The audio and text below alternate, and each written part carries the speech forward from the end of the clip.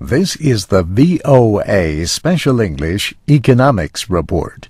Since January, lenders have seized or begun the process to seize about 2 million American homes.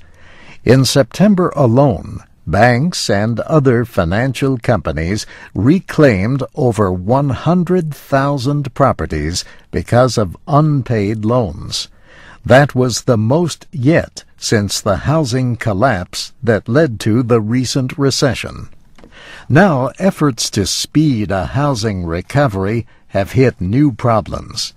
These include questions about whether banks have acted unlawfully in reclaiming some homes. Reports of abuses have grown, with talk lately of Robo signers. These are employees who sign foreclosure forms without taking the required legal steps or even reading the paperwork. They simply act like robots. In some cases, documents may have been falsified. Last week, the top law enforcement officials in all 50 states announced an investigation of big servicers of home loans. Servicers receive the payments from borrowers and might also hold the loans. Among the targets of the Attorney General investigations are Bank of America, J.P. Morgan Chase, and Ally Financial.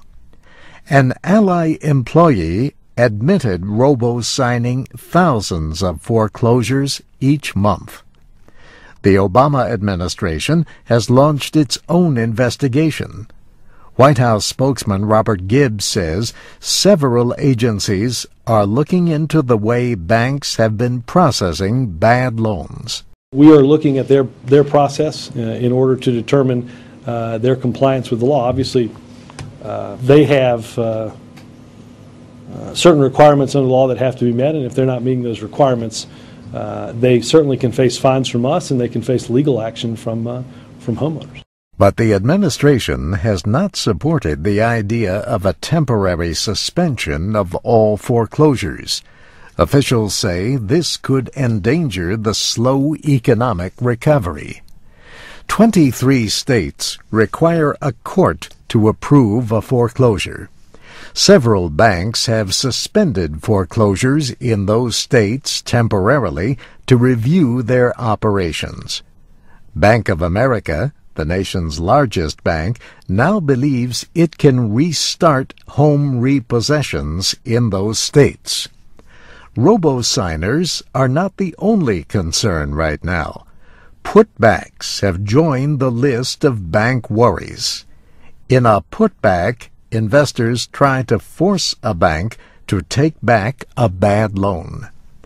This week, Bank of America said it received a letter from investors holding almost $50 billion in mortgage-backed securities. These are bonds based on large numbers of individual loans. The investors want the bank to buy back any improperly processed loans included in those securities. Demands on banks for putbacks could grow, and there are even questions about who really owns those bad loans. And that's the VOA Special English Economics Report, written by Mario Ritter. I'm Steve Ember.